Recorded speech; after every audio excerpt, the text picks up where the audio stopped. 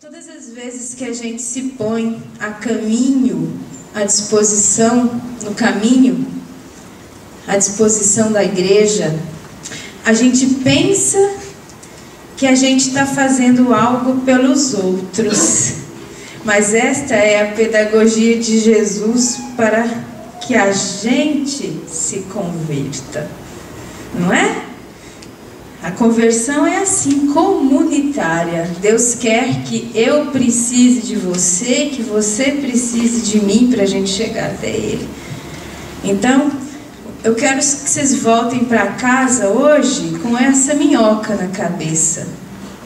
Por que Jesus está me colocando para trabalhar com o setor casos especiais? O que eu, na minha vida, preciso aprender com isso? Porque vocês podem ter certeza absoluta. Eu estou desde o ano que eu me casei nessa brincadeira, nesse trabalho com o setor casos especiais. E eu tenho certeza absoluta que esse trabalho é por mim e pela minha família. Eu era uma católica tão mais ou menos quando eu comecei a trabalhar com isso. Hoje eu sou um pouquinho melhorzinha. Deus queira que isso me leve à salvação. E vai levar. Eu sei que vai, eu tenho fé. Todas as vezes que a gente faz para o outro é um espelho, isso vem pra gente. E por que será, né? Vão embora, eu quero colocar essa minhoca na cabeça de vocês. E que vocês lembrem sempre dessa minhoca. Eu não tenho resposta para isso. Por que Deus está te colocando neste serviço?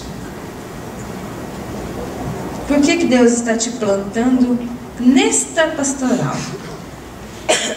Aonde Deus nos planta é que nós temos que frutificar, não aonde nós escolhemos.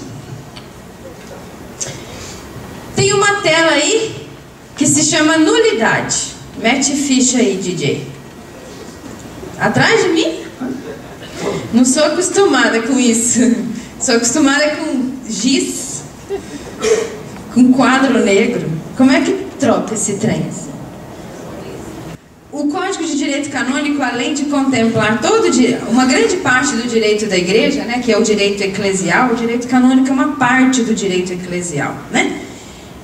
Ele vai trazer a disciplina sobre os sacramentos. E neste ponto, onde ele traz a disciplina sobre os sacramentos, ele vai trazer sobre o matrimônio, né? E isso nos interessa por quê? Todo código nos interessa.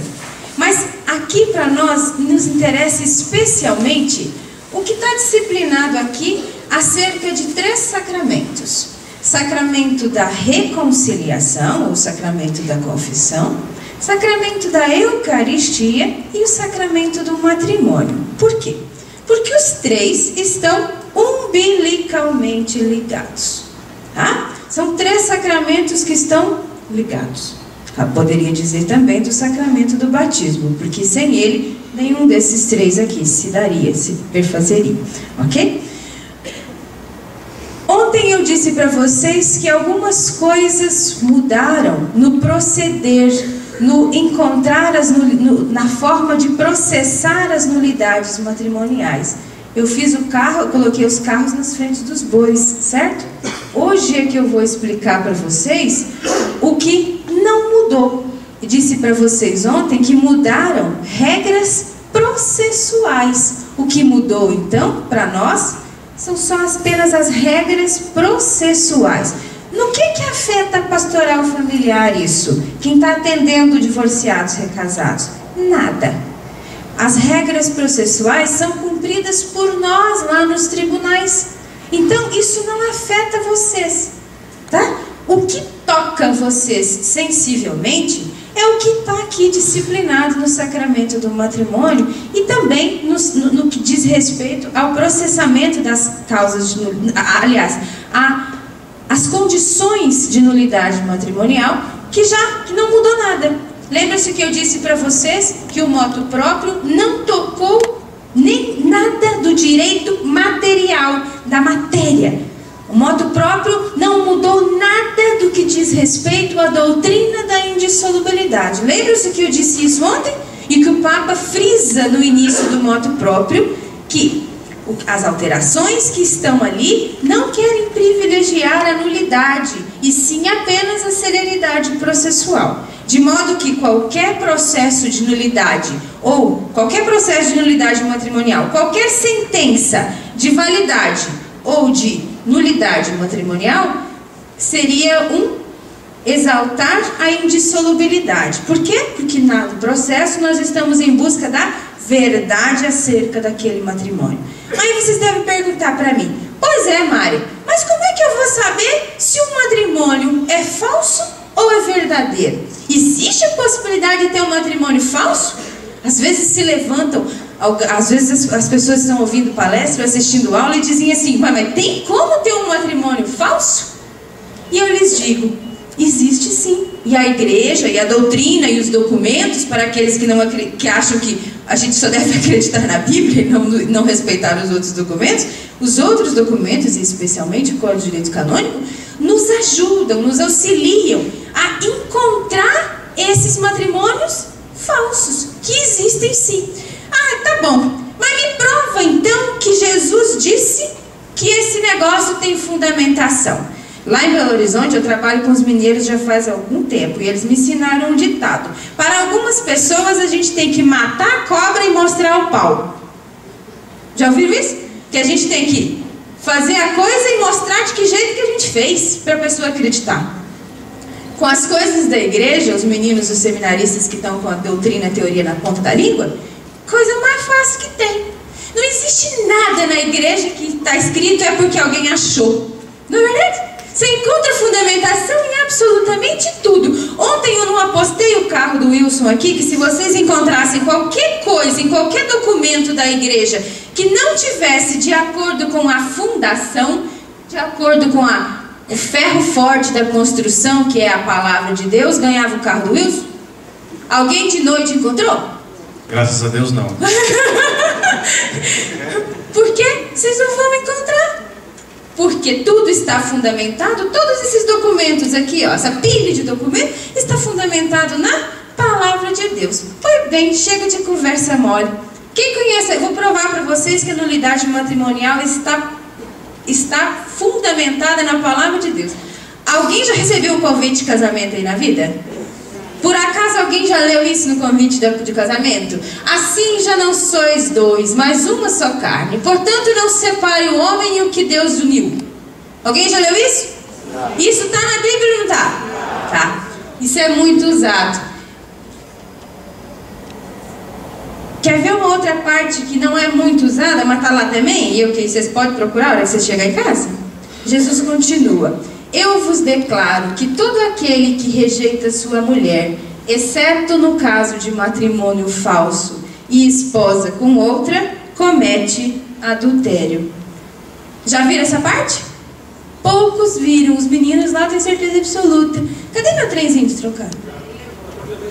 Troca um então. Jesus deixa claro então duas coisas. A primeira, que o matrimônio como sacramento é... Vamos mostrar, matar a cobra e mostrar o pau. Volta uma tela, DJ. Aonde está escrito isso? Aonde está a indissolubilidade? Aonde que está aqui na palavra? Me mostra. Não é um só carne. Não separa. Não.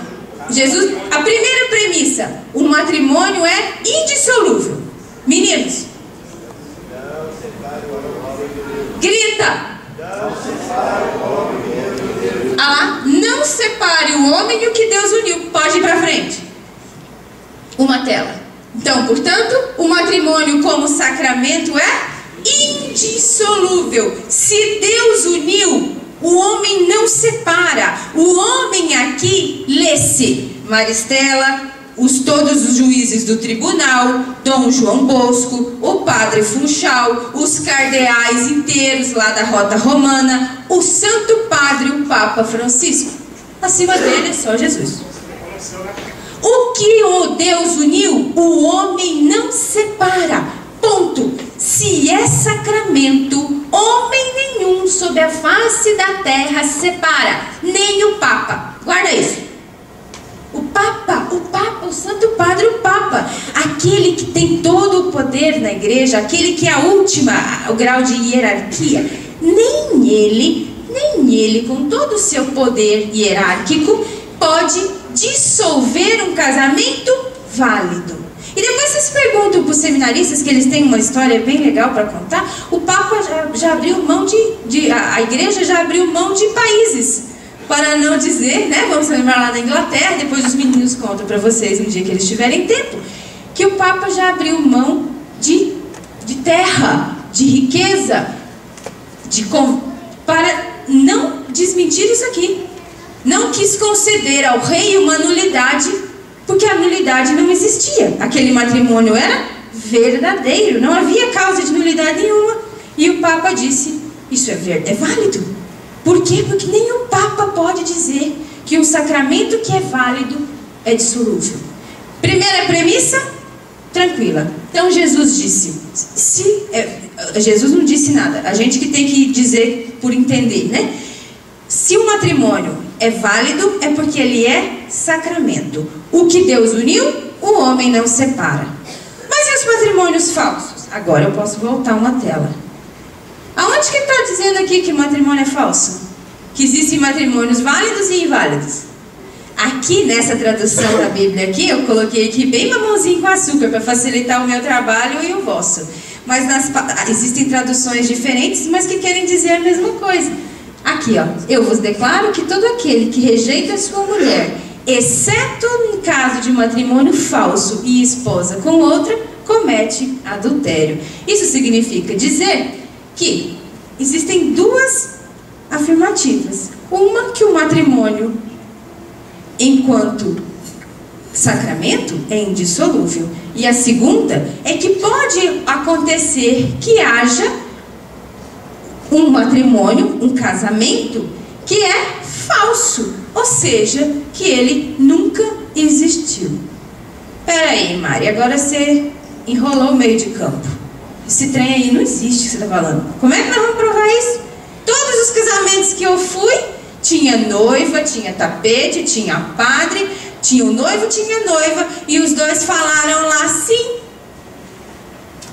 Né? A gente sabe aqui, todos aqui são agentes de pastoral familiar, sabem o mínimo do mínimo. Quem casa os noivos? O que casa os noivos? É o bispo? É o padre? Não, o que nos casa? Os noivos. Com o quê? Hã? Duas palavras de consentimento. Perfeito. Juridicamente correto. É o consentimento que nos causa. De modo que nós não precisamos nem que o padre assista. O padre pode delegar um assistente qualquer, desde que seja competente, porque senão aí tem a forma canônica, né, que nós temos que respeitar. Mas o que nos casa é o nosso consentimento, é o nosso sim, não é? Existe uma similitude aqui, só existem dois sacramentos de serviço. Quais são? Matrimônio e a ordem. Olha que coincidência. Os dois, para serem perfeitamente válidos, eles prescindem de uma coisa. O quê? Consentimento perfeito e válido. Por quê? Porque depende, a matéria está em nós. Tá? Tá bom. Então, como é que é um matrimônio válido se nós fomos lá em todos os casamentos e todos eles são bem parecidos? Eu vou mostrar para vocês que existe, e isso é a chave para a gente entender a nulidade na igreja.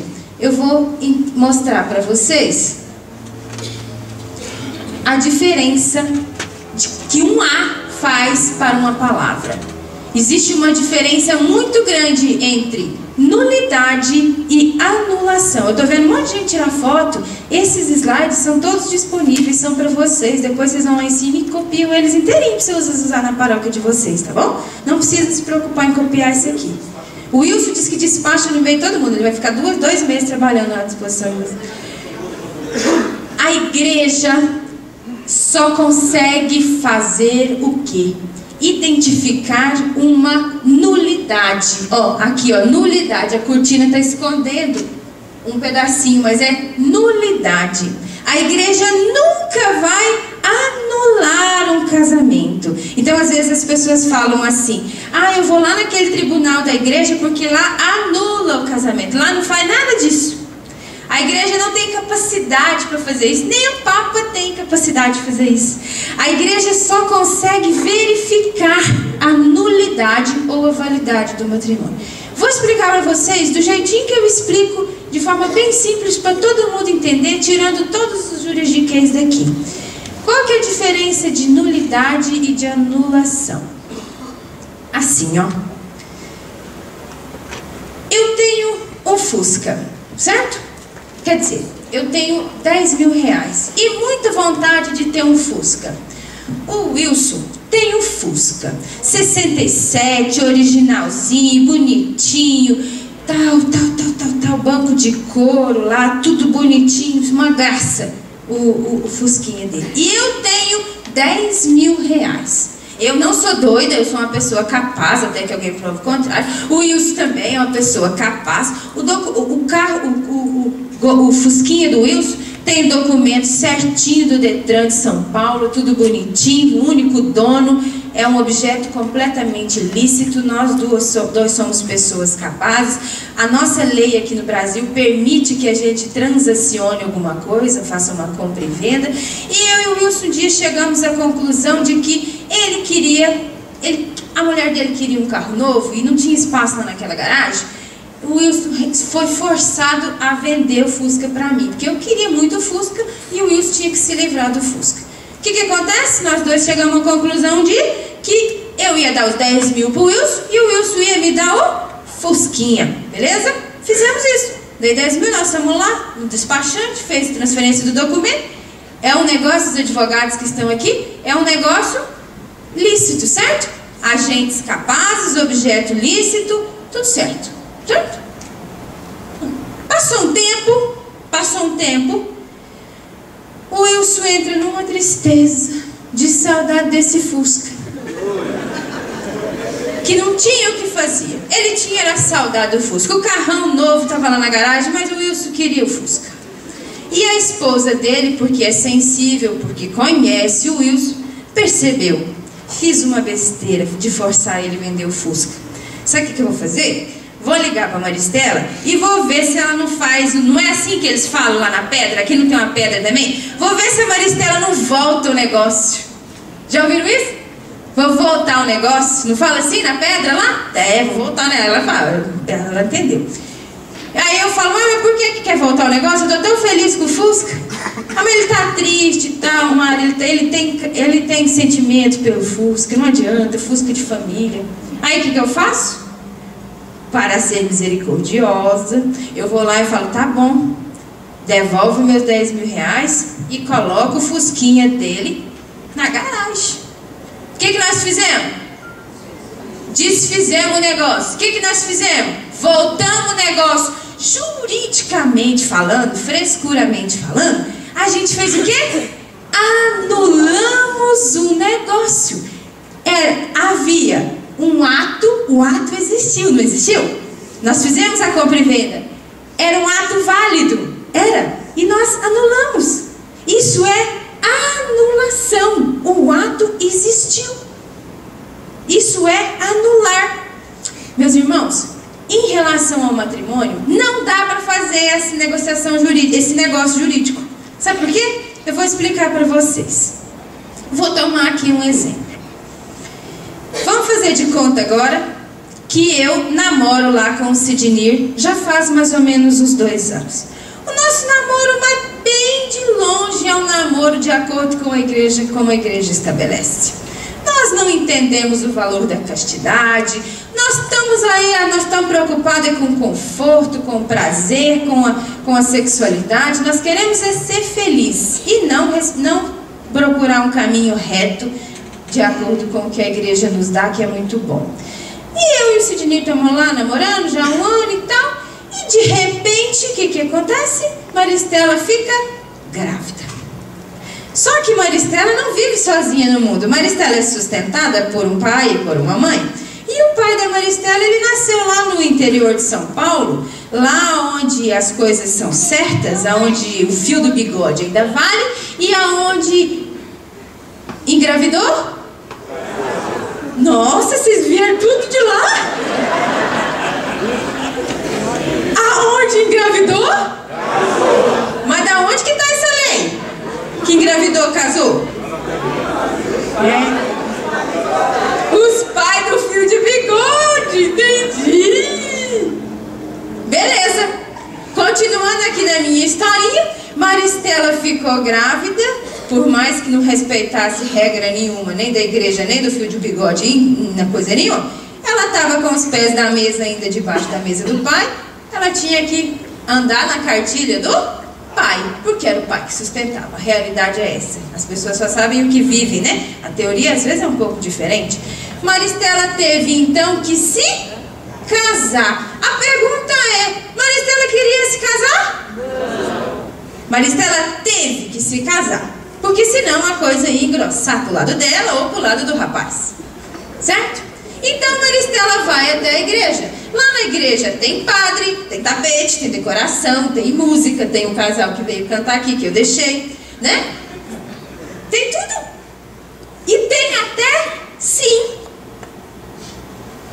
Porque o casamento, os seminaristas ali que vão celebrar o casamento, eles vão usar a forma canônica estabelecida lá naquele livrinho lá de capinha dura, Ritual do Sacramento do Matrimônio. E lá eles vão ter que colher o quê? Por isso que chama assistente. Ele colhe um assentimento, ele colhe um sim. Só para isso que serve aquele que vai presidir a celebração do matrimônio. E aí chega lá a Maristela e o padre pergunta, faz o blá blá blá todo lá, né? Na alegria, na tristeza, na saúde, na doença, amante, respeitando. Aceita, Maristela? Sim, aceito. Faz a mesma pergunta para o Sidney, ele fala, sim, aceito, tremendo, né? Ocorre que, olha como a doutrina da igreja é linda, olha como isso é de Deus, olha como não tem como a gente dizer que essa lei é ruim. Essa lei vai dizer assim, o consentimento exteriorizado, ele tem que ser idêntico ao interiorizado.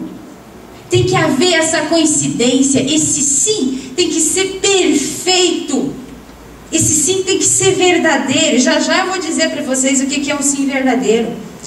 E aí Maristela tem que dizer sim com o coração aqui dentro, raciocinado, pensado. Tem nada a ver com amor, tem a ver com razão. A igreja só pode dizer que o matrimônio é nulo porque ela pode tocar a razão. Não tem nada de sentimental aqui, de espiritual. É racional. Só por isso nós podemos dizer e tocar nesse matrimônio enquanto nulidade. Porque é a razão. E a razão a gente consegue aprender. Porque a razão é sim ou não. E dentro de Maristela estava dizendo não. Ela estava sendo forçada a casar por uma situação. E fora Maristela diz que sim. E para dentro ela diz que não. Existe coincidência aí? Não. De modo que o ato então é nulo. O ato não existe. Por quê? Porque lá no sacramento do matrimônio, a doutrina vai dizer, o código vai dizer, que para que exista um sacramento válido, tem que subir 2 no altar e descer 3. Como é que desce 3? Só desce Jesus com ele, ou seja, só é sacramento se o meu sim, condição racional, condição humana, se o meu sim for perfeito e verdadeiro, e se o sim do Sidney for perfeito e verdadeiro, só assim, porque Deus respeita nosso livre-arbítrio, Jesus então se funde a nós. Se forem 2 sims perfeitos e verdadeiros, então Jesus diz, eu me fundo a vocês e eu desço com vocês para vocês dar conta do recado, porque sozinhos vocês não dão. E aí a gente subiu 2 e descemos 3, porque nós fizemos um elo, uma união indissolúvel, a mesma de Deus com o seu povo, uma união indissolúvel que nada destrói, uma aliança. Por isso que a gente tem uma aliança no lado esquerdo da mão, por isso que os padres têm uma aliança no lado esquerdo da mão, porque essa união ela é indissolúvel. E todas as vezes que a gente olha para essa aliança, a gente lembra da aliança do pacto de amor entre Deus e o seu povo. Por isso que a doutrina da igreja nunca vai mudar em relação ao sacramento do matrimônio. Por quê? Porque ela parafraseia a união de Deus com o seu povo. Isso é indissolúvel. Mas para ser indissolúvel, exige essa condição de perfeição. A mesma situação lá com os meninos, com os sacerdotes. Se algum deles tiver dúvida no seu sim, no momento que ele vai dizer sim para a ordenação, ele pode pedir depois a nulidade de ordenação sacerdotal. Por quê? Porque o sacramento exige o racional. Tá? Entenderam? Então vocês entenderam como é diferente anular o negócio do Fusca e verificar a nulidade de um casamento? Percebem a diferença? Aqui, no casamento da Maristela, que casou forçada, o ato não existiu. Que ato é esse? O consentimento não existiu. De forma que o ato é inválido. Para que fosse sacramento, sim, deveria ser verdadeiro. Entendido? Entendido por que lá no tribunal não se faz nenhum mistério, lá não é o espiritual, nada espiritual, apesar de a gente rezar. Lá não tem nada de espiritualidade, lá a gente não fica falando do sexo dos anjos. Lá a gente processa fatos. Que fatos? Eu vou descobrir se a Maristela queria mesmo se casar ou não. Ela estava triste, ela estava feliz no dia do casamento. Ela foi lá, ela queria comprar o vestido de noiva ou ela não estava nem preocupada com isso? Ela chorou no dia do casamento porque ela não queria casar. Ela disse para alguém a caminho da igreja: eu estou indo me casar porque eu sou obrigada. Fatos. A gente não trabalha com o sexo dos anjos, é com fatos, é com razão. Entendido aí? Entendido? Então beleza, então nós podemos andar para frente. As causas de nulidade matrimonial, então, elas estão em 3 cestos diferentes. Nós podemos encontrar as causas de nulidade matrimonial como impedimentos legais. A própria lei vai dizer: é proibido se casar nessa condição. E vocês vão ver que esses são bem facinhos da gente entender. 90% das causas de nulidade matrimonial estão aqui, ó, nos vícios do consentimento. Esquece essa palavra difícil aqui. Vício de consentimento significa falaram um sim e não queriam dizer sim. Queriam dizer qualquer outra coisa que fosse sim. Vícios no consentir. Tá? E uma minoria, mas uma minoria da minoria está aqui na falta de forma canônica. A igreja não é uma igreja inventada, ela é uma igreja revelada, e as coisas aqui dentro da igreja têm forma. A forma canônica dos rituais, não é qualquer um que pode assistir o matrimônio de vocês, não é em qualquer lugar que vocês podem se casar. Tem um local certo para cada um se casar, e se for se casar em outro local, tem a delegação, tem a competência do pároco. Essas verificações canônicas podem gerar uma nulidade matrimonial, sim. Mas muito pouco, mas eu vou falar de cada uma delas. Os impedimentos legais são proibições. A própria lei vai estar dizendo lá. Eu vou falar os principais impedimentos só, não vou falar todos, porque são bastante, porque eu quero que vocês fiquem com gostinho de quero mais, porque como a gente estava conversando ontem, o que a gente precisa para a gente fazer aquela pastoral judiciária de verdade, robusta, contundente? Nós precisamos nos especializar nisso daqui. Ninguém precisa virar doutor em direito canônico, nem mestre em direito canônico. Mas nós precisamos fazer um estudo, e talvez isso exija da gente assim uns 2 dias, né? De a gente sentar e assim destrinchar isso aqui tudo, para vocês terem uma clareza bem grande, bem boa, o que são todos esses impedimentos, todos os vícios de consentimentos e todas as formas de falta de forma canônica, tá? Eu vou falar hoje para vocês os principais, o que mais é corrente lá nos tribunais. Então, os meninos que já viram isso, os padres que já devem estar chegando aqui, vão falar: opa, mas ela não falou de tal impedimento, ela não falou de tal vício de consciência. Não vou falar porque não tenho tempo. Eu deveria ter mais tempo para falar isso com vocês, senão eu vou encher a cabeça de vocês. Vocês vão sair daqui igual os meninos, achando que direito canônico é uma coisa chata. E não é. É uma coisa muito útil, tá? Vou falar para vocês os principais impedimentos. Impedimentos, então, são o quê? Proibições. A igreja diz, é proibido se casar nessas situações. E vocês vão ver que todas as proibições têm um porquê. Tá vendo? Impedimento de idade. A gente sabe que o cano 1083 vai dizer que as mulheres só podem se casar aos 14 anos e os homens só podem se casar aos 16. Lá no Código de Direito Canônico está dito assim, que as conferências, que pode se delegar às conferências episcopais um poder de aumentar essa idade de acordo com os costumes daquela conferência episcopal. Mas apenas aumentar, nunca diminuir. Aqui no Brasil a CNBB entendeu por bem que deveria aumentar a idade. Então aqui no Brasil a lei diz que as mulheres só podem se casar aos 16 anos e os homens só podem se casar aos 18. Fora disso é proibido se casar. Ué, professora, mas eu me casei com 14. A partir de 16, eu falei. Senão as encalhadas é de desespero. Não acredito que você falou isso, amor.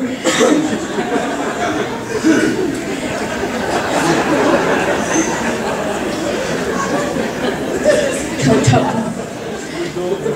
Mas aí vocês devem estar pensando assim, ué, mas eu casei com 13, meu matrimônio é nulo? Não necessariamente. Por quê? Porque aqui existe uma possibilidade de se dispensar da lei. Mas quem dispensa da lei? Apenas o ordinário. Quem é o ordinário? É o bispo. Existe possibilidade de alguém se casar com 13 anos, com 14 anos, sendo mulher? Existe. Desde que o bispo dispense dessa lei. Só o bispo que pode fazer isso. Qual a intenção do legislador ao criar essa lei? Ninguém pode se casar sem ter condições psicológicas infantis. A mulher para se casar e o homem para se casar, ele tem que não ser criança.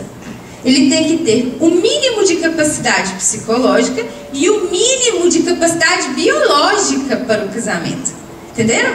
Então, por isso, essa idade mínima aqui. Pode ser dispensada? Pode ser dispensada. Se não houver a dispensa, casamento nulo. Por quê? Porque não houve dispensa, a lei exige que a dispensa seja por escrito. Não tem. Semana passada mesmo, eu recebi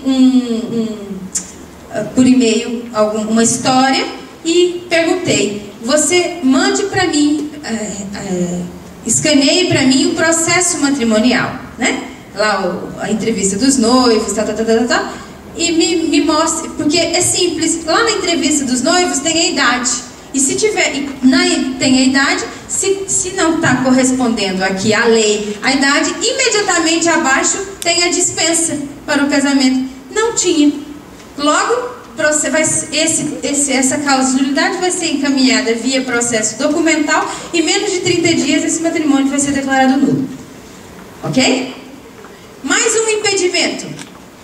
O impedimento de impotência. Impotência sexual. Vamos diferenciar aqui impotência de esterilidade. Uma coisa é uma coisa, outra coisa é outra coisa. Tá? Impotência, a lei vai dizer que é a incapacidade do órgão masculino sexual ser introduzido na vagina de forma natural. Simples assim. Qualquer impedimento nesse sentido significa impotência. Simples assim. Aquelas pessoas que usam prótese, aquilo é um meio mecânico, certo? São entendidos pela lei canônica como impotentes. Aqui vamos entender, para ser nulidade, essa impotência tem que ser anterior ao casamento, ela tem que ser perpétua, né? Uma impotência que se prolonga, e ela pode ser absoluta ou relativa. Essa impotência da prótese, que eu acabei de dizer para vocês, ela é relativa. para a lei é considerada impotência, porque a lei vai dizer, o direito canônico respeita sempre o direito natural, de modo que qualquer meio mecânico é considerado uma intervenção ao direito natural, entende-se então relativa, entende-se impotência, ok? Por que isso? Porque para o sacramento do matrimônio, o exercício da sexualidade é imprescindível. O exercício da sexualidade é anexo ao sacramento do matrimônio. Ontem eu disse lá na igreja, qual é o local correto para a vivência da sexualidade? Somente no matrimônio. Tá? E aqui a igreja isso é muito respeitoso, se vocês forem pegar, em relação o casal precisa viver a sexualidade. Tá? E isso tem que ser pleno, é direito da esposa que ela tenha relacionamento sexual completo. Então, a igreja não vai permitir que alguém se case sem poder dar isso à esposa. Mais ou menos assim, tá? Esse exercício aqui. A esterilidade é diferente. Se a impotência é a incapacidade da introdução do órgão masculino na vagina, a esterilidade não é assim. A esterilidade é a incapacidade de gerar. Tá? Tem nada a ver. O estéril, ele não tem impotência. O estéril, ele tem incapacidade de gerar. Ou é por um problema masculino, de fertilidade, ou um problema feminino, de fertilidade. A esterilidade só é causa de nulidade matrimonial, só e somente só, lá no vício de consentimento. Se, por exemplo, vou dar um exemplo que é mais fácil. Eu, Maristela, sou estéril e não começo a namorar com o Sidney e não conto para o Sidney que eu sou estéril. Ele espera e não conto propositadamente, porque eu sei que ele quer ter filhos. Quando nós nos casamos, depois de nós nos casarmos, eu resolvo contar para ele. Esse matrimônio pode ser nulo, sim, mas não por um impedimento legal, por um vício de consentimento, porque eu furtei dele uma informação importantíssima. Agora, todo casamento de estéril é nulo? Claro que não. Eu mesmo presenciei um casamento em que ela é estéril e tudo bem. Veja, isso não tem problema nenhum. A igreja, o direito natural, que é respeitado pelo Código de Direito Canônico, exige o mínimo, o raso. A igreja nunca vai exigir que alguém não seja estéril para se casar. Ela só vai exigir que alguém não seja impotente. Por quê? Porque pode acontecer um milagre ali, né? No exercício da sexualidade, isso pode se dar. O que a igreja vai preservar sempre é o exercício da sexualidade, pois ele é imprescindível para a vivência do sacramento do matrimônio. Entendido? Outro impedimento. Impedimento de vínculo. Ontem eu contei para vocês a história da moça de Maripá, né? Cujo marido tinha se casado lá em Rondônia. A igreja vai dizer que nós podemos ter um único vínculo, ok? Um casamento só. Então, uma vez que eu me casei, não posso me casar mais, ok? Naquele exemplo que eu lhes dei, ele antes de se casar com ela em Maripá, ele havia se casado lá em Ji-Paraná. O que aconteceu aqui? Por que a igreja diz que é nulo esse matrimônio?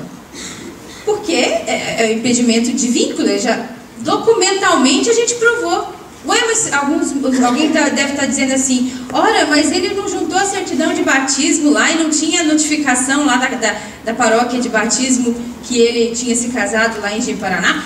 Isso seria o correto, porque ontem eu falei para vocês lá na igreja que na paróquia do batismo é informado todos os atos nossos na igreja, certo? Lá na paróquia de batismo deve ser informado que nós fizemos primeira comunhão, que nós crismamos, que nós recebemos o matrimônio. Ocorre que essa remessa de informação não foi para lá de forma correta, né? De modo que ele pegou o batistério dele e apresentou no Paraná e não tinha anotação nenhuma lá que ele era casado. E daí o bonitão se casou lá no Paraná já tendo se casado em Rondônia. Tá? A lei vem em nosso favor. É impossível um outro... Esse eu vou pular porque nós vamos depois falar dele. Sacramento da ordem, impedimento de ordem é a mesma coisa. Um padre, um bispo e um diácono não não podem se casar novamente, não pode se casar, porque eles já se casaram com quem?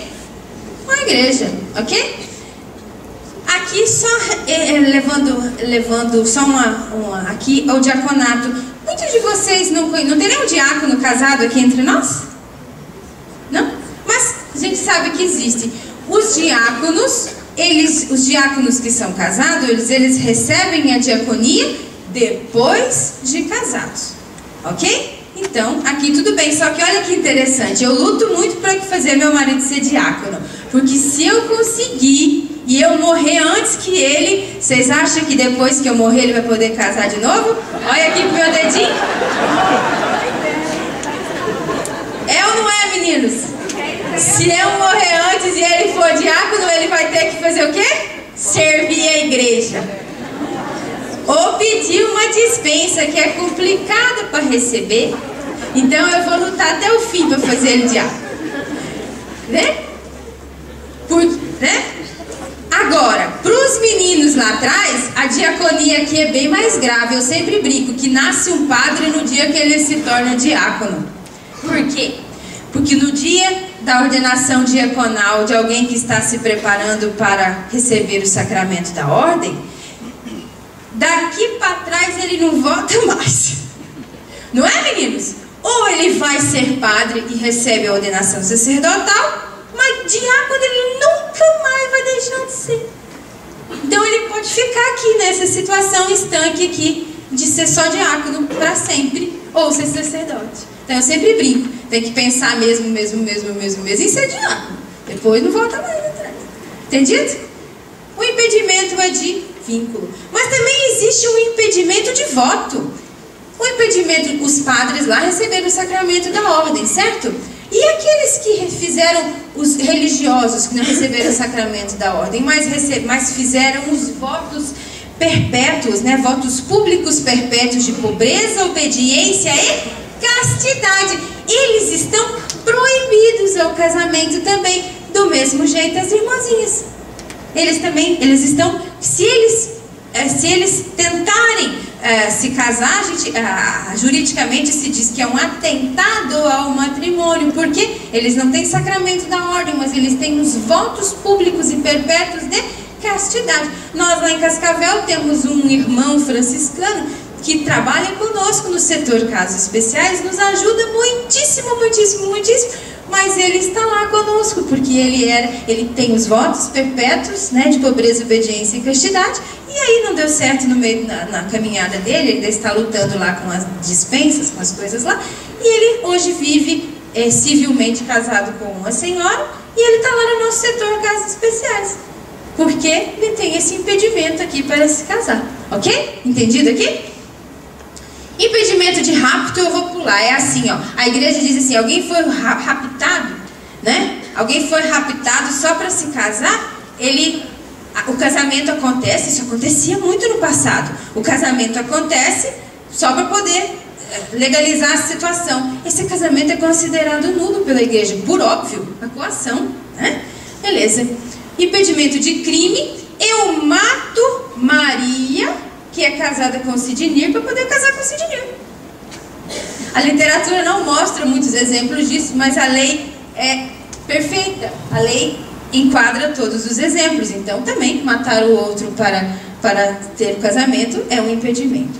Esse aqui, muita atenção para ele, porque ele acontece muito nos nossos cursinhos de noivos e a gente, às vezes, deixa passar. Impedimento de consanguinidade, tá? O que é isso aqui? Vocês vão lá no cano 1091, vocês vão entender. Na linha reta, o impedimento é absoluto. Quem são os nossos parentes da linha reta? Vocês não comeram feijão ainda hoje, né? Será que vai ter almoço? Irmãos, não. Não. Pai e mãe. Quem mais?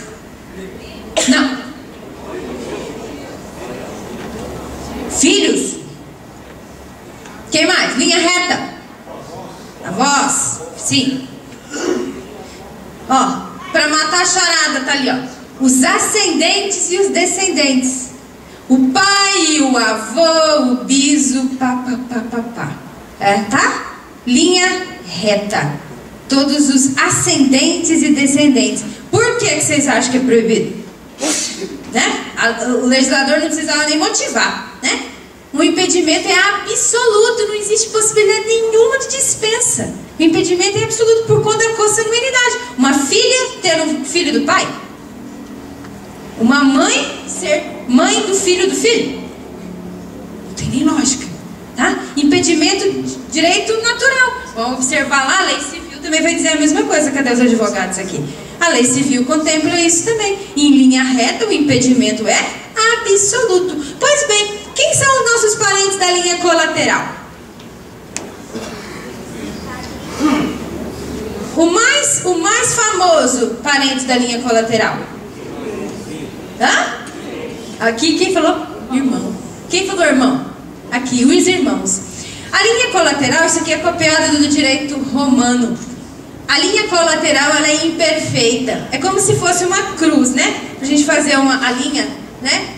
No ponto em que a linha reta toca, em que a linha vertical toca na linha horizontal, seria o primeiro grau da linha colateral. Não existe esse primeiro grau da linha colateral. A linha colateral, ela começa de forma imperfeita, no segundo grau. Então, o impedimento é absoluto apenas no segundo grau da linha colateral, que é os irmãos. Impedimento absoluto, é proibido se casar, tá? Impedimento absoluto, certo? E nas outras linhas? Casamento entre primos, casamento entre tios e primos, casamento entre tio e sobrinha, certo? Esses impedimentos, eles podem ser dispensáveis, mas, olha só, cuidado com o pessoal dos cursos de noivos aí. Esses impedimentos têm que ser dispensados como é, meninos? Por escrito e depois de uma avaliação. Ninguém pode dispensar esse impedimento sem antes fazer avaliação disso. Que avaliação é essa? Já ouviram falar nos exames pré-nupciais?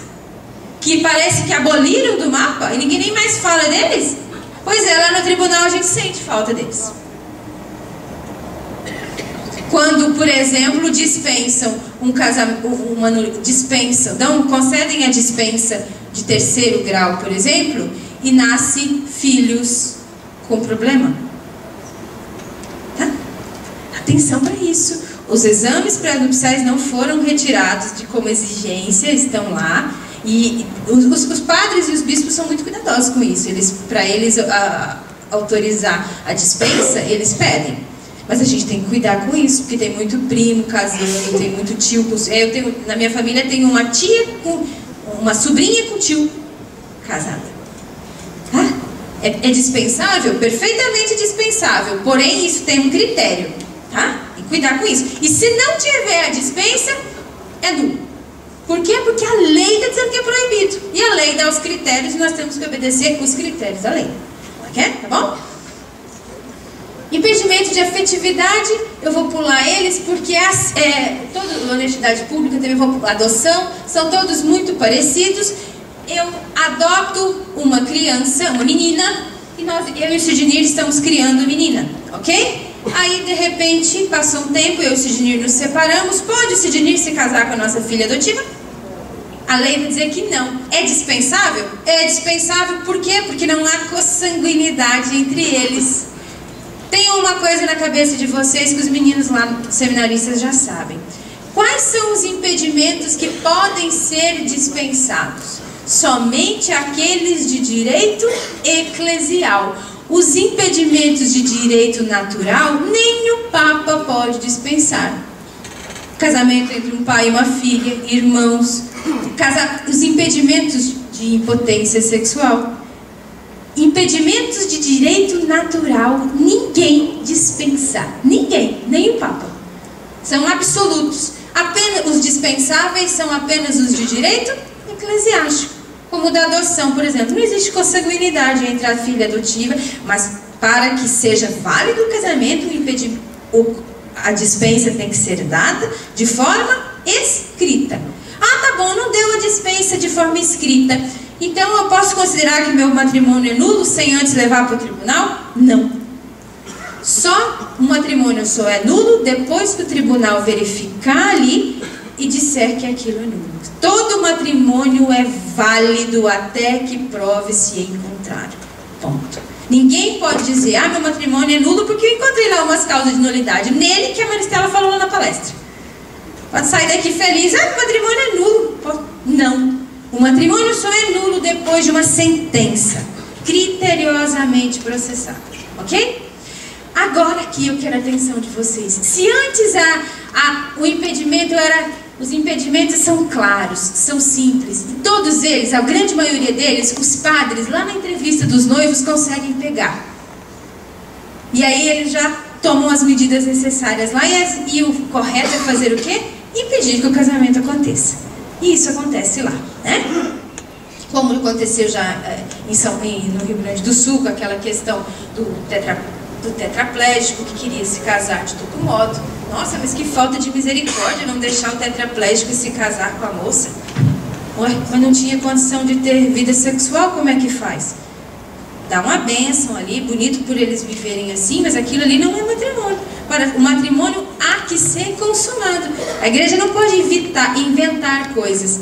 A igreja diz que o matrimônio precisa ser consumado. E ele se consuma de que jeito? Com a sexualidade. Vícios do consentimento. Quantos eu tenho? 15 minutos, eu termino de boa. Vício do consentimento significa os vícios do sim. E eu vou ensinar uma regra para vocês que é muito fácil, que cabe em todos os vícios de consentimento. Para ser um casamento válido, perfeitamente válido, um sim perfeitamente válido, eu quero que vocês guardem o seguinte: tem que ter todos esses coloridinhos aqui. Se faltar um desses coloridinhos aqui, esse matrimônio tem um indício de nulidade. Porque ninguém pode dizer para ninguém que o matrimônio dela é nulo. O tribunal lá que vai ver. Mas se faltar um desses coloridinhos aqui, luz acesa, para mandar para o tribunal. E manda ontem. Vamos lá. Para um consentimento, o casamento católico, ele exige um querer deliberado. Né? Ele exige um querer, um sim pensado, né? Deliberar, já vou falar com vocês com calma, pensado. Ele tem que ser celebrado por pessoas hábeis e tem que respeitar a forma canônica. Então vamos embora. Quer ver como é simples você falar sim de verdade? Quando você tinha... Ai, irmã, você tá rindo ali. O sim tem que ser... A nossa conversa de ontem de noite na cozinha, irmã, tem que ser desse jeito. Consentimento tem que ser pessoal. Eu, Maristela, tenho que falar sim pro Sidney. Não pode ser por alguém falar por mim. Né? Mas e o casamento dos surdos e dos mudos? Tudo bem, o intérprete tá lá, não vamos meter aqui, ela tá lá sabendo, tá? O chegar da comunicação que é imprescindível, tá? O intérprete só está levando a informação. O casamento dos surdos, dos mudos, você já deve ter acompanhado. Não tem problema nenhum, porque ele só transmite ali. Pessoal, eu, Maristela, tem que ser livre. Mas isso é fácil. É só não ter um 38 na cabeça e nem 2 capangas na porta da igreja. Esse livre da igreja é mais alargado. A igreja exige que seja livre externamente, ou seja, não tem que ter um 38 na cabeça, nem os capangas na porta, e tem que ser livre internamente. Volta para o exemplinho lá da Maristela que casou. Ela falou sim, não tinha ninguém, eu não contei para vocês que ela não estava sendo forçada, coagida a se casar, não tinha nem um capanga na porta da igreja. Mas Maristela, dentro dela, ela era livre para dizer a verdade? Se ela dissesse a verdade, o que ela diria? Não, eu não quero me casar. Então eu tenho que ser livre externamente e eu tenho que ser livre internamente. E para eu ser livre internamente, eu tenho que ter capacidade para dizer qualquer coisa. Certo? Ele tem que ser sincero. Agora vocês vão me ajudar. O que é? Me dá a definição de sinceridade.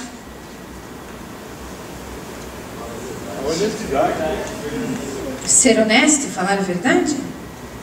Meninos, qual é a definição de sinceridade? Eu escutei uma vez o professor falar, não sei, né? Falou que na Roma antiga faziam estátuas, né? E que quando a estátua era perfeita,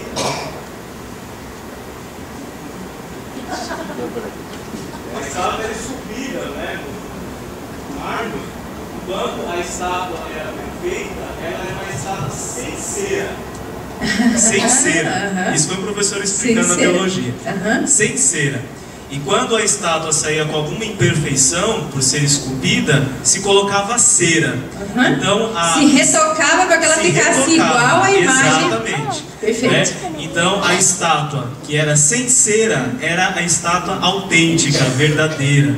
E a estátua que estava com cera era uma estátua mascarada, né? Acabava maquiada, exatamente. Perfeito! Ai, que chique essa palestra. Isso foi uma história, né? Que chique isso, gente. Perfeito! Perfeito! Vou embora satisfeito. Tudo que ele falou é perfeito. Eu vou pegar para vocês e vou descer lá no raso para explicar para vocês o que é sincero, para vocês nunca mais esquecerem. Sincero é o que ele disse, é perfeito, autêntico, sem um pingo de erro, sem nenhum retoque. Vocês já viram um nenê mamando? Já viram um nenê mamando? Vocês já viram um nenê mamar mais do que ele quer no peito da mãe? Gente, é o trem mais impressionante do mundo. O bichinho nasce, a moça lá da maternidade vem e põe ele perto da gente assim. Ele sem ninguém ensinar. Sem a gente explicar, olha, deve se proceder assim. Coloque o menino a 90 graus, ele sabe, né? O menino encosta no peito e começa a sugar. Eu me lembro que lá na minha família eles dão risada, porque eu olhei para o Francisco quando ele fez isso pela primeira vez e disse assim: meu Deus, como é que ele sabe fazer isso? Perfeito! Perfeito! Ele pá, e veio e mamou. Passou uns minutos, ele mamou. Passou uns minutos e ele fez assim, ó. Do peito. Saiu sozinho, sem ninguém ter ensinado que ele tinha que mamar 48,6 ml. Sozinho. Isso é um exemplo mais claro e perfeito de sinceridade. Ele queria, aquilo era o que ele queria. Exatamente, sem ninguém ter tocado. É do direito natural. Sem ninguém ter... E as estátuas, o sem cera, imitam o quê? O natural. Imitar, pintar a face. Fazer a escultura da face. As faces tinham que ser retocadas com cera para retocar as imperfeições. Perfeito. Sinceridade é eu fazer aquilo exatamente que eu quero, sem nenhuma máscara. Por isso que os bebês não têm máscara. O bebê mama exatamente o tanto que ele quer. Aí a gente cresce, vai na casa das pessoas e as pessoas oferecem pra gente dobradinha. E a gente fala assim, delícia! Percebe como a gente adquire cera ao longo do tempo? Moço do céu, tem gente que come jaca e acha que é bom. Delícia! Dobradinha, que delícia! Moço, faz uma carne lá e pronto. Adquirimos cera ao longo do tempo. Perfeito que o seminarista disse. Mas aqui a lei exige que não haja cera. Veja como a lei vem ao meu favor. É ao meu favor, porque se eu estiver mentindo, a própria lei me favorece. Eu tinha cera ao dizer, eu não era sincera. Percebe? Para você se casar, você tem que ser sincero. Tá bom, mas basta ser pessoal livre e sincero? Lamento lhes dizer que não. A igreja ainda exige que o consentimento seja deliberado. O que é deliberar?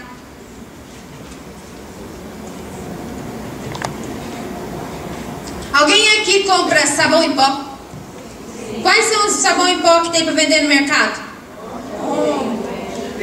Brilhante, Minerva, aquele que é tão ruim que vem no saquinho. Tomara que o fabricante não esteja aqui.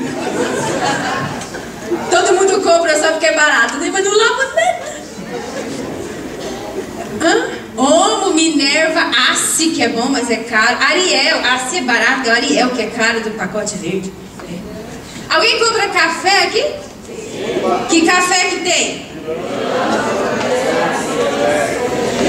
Não, Três Corações, que é bom, né? É caro, é bom. Caboclo, a irmã tá falando ali. Alguém compra sabonete? Que sabonete compra? Lu Seca. Ainda bem que tem um monte no mercado. Dove, que é bom, mas é caro. Johnson's, Protex. Francis. Nossa Senhora. Aquele Francis, todo mundo sabe quem toma banho com ele. Tá bom. Chega de deliberar. Todo mundo aqui delibera quando vai no mercado. Sabe por quê? Quando você resolve que você vai comprar Omo, você deliberou entre três coisas. Entre o Omo, o Ariel ou Minerva. Quando você escolhe comprar Francis em detrimento ao Dove e ao Johnson's, você deliberou. Quando os meninos lá vão comprar papel para Cúria, eles escolhem, tem lá o A4, o A8, o A90, o A120, escolhem o A4, que é mais barato. Isso é deliberar. Tá bom, Marcela, mas o que tem a ver isso com o casamento? Delibera-se no casamento. E quem não delibera, casou de forma nula. Para deliberar no casamento, eu preciso ter apreendido isso aqui com a razão. Vocês viram que eu não falei de amor em momento nenhum e nem vou falar. Razão. Casamento é razão. Mas é perfeita a razão. Eu tenho que deliberar de forma perfeita. E para eu deliberar de forma perfeita, eu tenho que ter pelo menos duas possibilidades. A possibilidade de dizer sim e a possibilidade de dizer não. Se eu não tiver a possibilidade apreendida aqui na minha razão de dizer sim ou de dizer não, esse matrimônio é nulo, assim como uma ordenação sacerdotal é nula. Aquele que só tem que dizer sim, não tem a capacidade de dizer não. Percebem isso? Então tá bom, mas basta ser pessoal, livre, sincero e apreendido pela razão? Não. Eu ainda tenho que, a igreja exige ainda de mim que eu tenha que ter a capacidade mínima para assumir. O que é isso? Todo mundo que quer se casar pode se casar? A resposta tem que ser em caixa alta. Todos que se querem se casar podem se casar? Não. Todos que querem receber a ordenação sacerdotal podem receber? Não. Por quê? Porque a lei exige que para que o meu consentimento seja verdadeiro, eu tenho que ter capacidade mínima para isso, porque o direito é sempre isso. O direito é um trem bem rebinho assim, ele só vai exigir da gente o mínimo, não é? Cadê os advogados aqui? O direito só exige o mínimo, o raso. Então eu tenho que ter a capacidade mínima de discernir se eu quero mesmo aquilo, se eu tenho capacidade mesmo daquilo. Essa regra aqui é para todos os vícios de consentimento. Quantos minutos eu tenho? 5? Eu vou falar para vocês do cânon 1095-2, que é o mais famoso nos tribunais, é o que a gente tem mais cliente. Vou voltar. Esse 1095-2 aqui, cadê o 2? Para frente, né? 1095-2 a gente não encontra aqui a capacidade. Esse é o 2. Imaturidade ou grave falta de discrição de juízo. O que é isso? O povo começou a rir aqui. Esquece desse juridiquês. Quem se casa assim é porque não tinha a capacidade mínima para assumir o matrimônio. O que ele dá não é um sim. É um não. Hã? Vocês já viram alguém que... Quer ver? Vocês já viram alguém que se casa para batizar o filho? Viram alguém que se casou para batizar o filho? Alguém que se casou para batizar o filho está aqui, ó. Grave foto de inscrição de juízo. Ele não se casou porque ele queria casar. Ele queria o sacramento do batismo. Ele deu sim para o matrimônio? Não. Não tinha capacidade nenhuma para dizer sim. Ele nem entendeu o que era. O matrimônio tem que ser querido, tem que ser desejado, tá? Vocês já viram gente que se casa com completa, a gente chama de imaturidade, com completa imaturidade. Era uma criança se casando, se casou porque tinha o sonho de se casar na igreja de noiva. Queria um conto de fadas, não queria um casamento. É verdade, né? A imaturidade está aqui também, tá? Se casa... Vocês já viram aquele que se casa e continua vivendo como se solteiro fosse? Não tinha noção nenhuma dos deveres do matrimônio, da unidade, da fidelidade. Ok? É um exemplo só. Vou lá para a simulação, que é o 1095.3 é a incapacidade por causa de natureza psíquica. Aqui não se tem capacidade mínima mesmo para se casar. Por quê? Porque está com problema de alcoolismo, de drogadição, ok? Mas a professora falou lá que todo etilista, né, todo alcoólatra que se casa, casamento é nulo. Eu não estou falando isso não. Eu estou falando que se alguém se casou em estado de embriaguez, o matrimônio é nulo.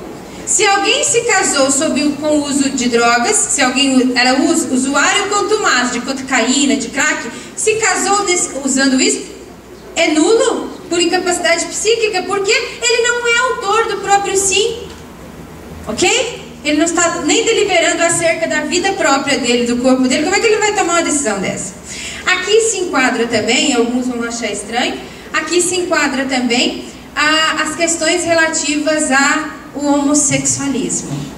Eu vou explicar isso para não deixar isso para outra vez, porque eu sei que isso causa depois polêmica. Pode alguém que tem problema relacionado à sexualidade receber o sacramento do matrimônio? A igreja vai dizer que não. Por quê? Porque tem como, é honesto a igreja forçar alguém a algo? Eu percebo nas causas de nulidade uma coisa que a doutrina, que a psicologia nos diz, né? Seja artificial e o natural virá a galope. Vocês já viram gente que foi forçada a se casar porque tinha alguns problemas de homossexualismo? O menino lá tem alguns problemas relacionados à homossexualidade e o pai força ele a casar com a moça. Para quando casar? Sara. Já viram isso? Né? Ele tem lá, um menino tem problemas relacionados à sexualidade e eles acham que com o casamento isso vai se curar. Casamento não é um hospital. Casamento foi feito para pessoas maduras, íntegras, prontas para se doar ao outro. E a gente só pode se doar ao outro quando a gente está bem psicologicamente, biologicamente. Essa história da metade da maçã, vocês me desculpem, mas esse negócio é um papo tão furado que ela é um furo, né? Ninguém pode se casar porque é metade do outro. Nós somos íntegros. Eu sou inteirinha Maristela e esse dinheiro é inteirinho ele, graças a Deus. Porque se eu tiver que ser a metade dele, eu não vou ser eu e vice-versa. Isso só é bonito na poesia. Na vida real isso não dá certo. Em respeito àquele que não tem as condições completa capacidade, que a igreja vai dizer isso. Tá? Como que é a homossexualidade? Depois vocês vão conversar com alguém que entende de bioética. Eu só sei o raso do mínimo para o direito. Tá? Não sou boa para falar nisso, mas para o direito canônico eu tenho só o que eu preciso, o raso. Como que a homossexualidade é vista pela igreja? A homossexualidade é vista pela igreja como algo que não é natural. Ok? Depois vocês se aperfeiçoem melhor com alguém que sabe mais bioética do que eu. Não é natural. Ok? Então, se não é natural, eu não posso jogar isso no matrimônio, porque o matrimônio contempla a natureza. Não se esqueçam que o matrimônio, Cânon 1055, vai dizer que o matrimônio é uma união de direito natural que foi por Cristo Jesus elevada à dignidade de sacramento. Então aqui o matrimônio é o ápice do respeito ao direito natural, ok? Então eu não posso forçar alguém a... Aquele que tem problemas relacionados à homossexualidade, eu estaria forçando, certo? E a gente observa lá nos tribunais que depois isso aparece, né? Apareceu por quê? Porque esse problema de homossexualidade normalmente ele é anterior ao matrimônio. E mesmo que ele apareça só depois, posteriormente ao casamento, a gente encontra as raízes dele bem para trás. E aí, com certeza, é nulidade na certa. Uma nulidade truncada e difícil de ser processada. Por quê? Porque nós precisamos da ajuda da perícia técnica, nós precisamos de peritos canônicos para nos apresentarem essa problemática aqui relacionada à sexualidade. Porque aí nós precisamos dos técnicos em psicologia, precisamos de perícia, mas dá para se fazer. Só digo que é delicado, mas dá para se fazer, tá bom? Então, isso é incapacidade. Ah, aqui eu esqueci de falar um daqui também. Sabe aqueles problemas relacionados ao campo da personalidade? Os sádicos que se casam. Eu tenho tanto exemplo triste para contar para vocês. Aquelas pessoas que a gente pensa que são pessoas normais, mas são verdadeiros psicopatas. Depois judiam da esposa, ou a mulher judia do marido em casa. Pessoas que têm graus elevados de sadismo, masoquismo, essas coisas todas aqui, que depois aparecem lá dentro do casamento de forma bem assim, grave, a gente afere também isso tudo lá, tá? E também está aqui porque é uma incapacidade psíquica para o matrimônio, tá bom? Quantos minutos eu tenho? Acabou.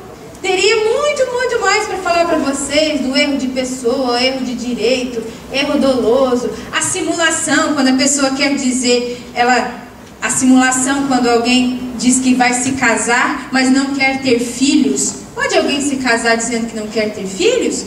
Não, porque você tem que estar aberto à vida. Então é uma simulação, porque ela só quer uma parte do pacote. Isso se chama simulação, você tem que querer o todo, tá? Então, outro dia vocês lembram de me trazer aqui para eu ver o Dom João e eu conto para vocês todo o resto das causas de nulidade para vocês. Aí a gente faz uma prova no final, tá bom?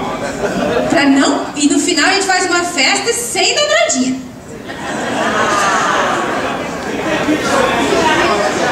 Eca! Sobremesa de jaca. Hã? A irmã... pensei que você ia falar, experimentar. A irmã disse que tem que experimentar depois falar. Ela vai defender a jaca até o fim. O pessoal da coordenação está preocupado porque daqui a pouco vai ter o lanche e é jaca com dobradinha. Moço, mora tudo perto do litoral. Aí veio até gente de Santos para trazer peixe para nós e tudo, coisa boa. Bastante coisa, né, gente? Bastante informação, né? Vocês viram o quanto que a gente tem que estudar? A gente tem que correr atrás, a gente tem que ficar bom nesse negócio aí para poder ajudar esses casais. Olha quanta informação aqui que pode ajudar um monte de gente que está sofrendo lá fora, né? Porque isso tudo aqui só vai fazer sentido quando isso aqui se transformar em ação, se transformar em carne, se transformar em atos, se fizer diferença na vida de alguém. Se não é apenas uns slides, uma letra, um livro, e vai ficar na gaveta, como o Dom João falava ontem, né?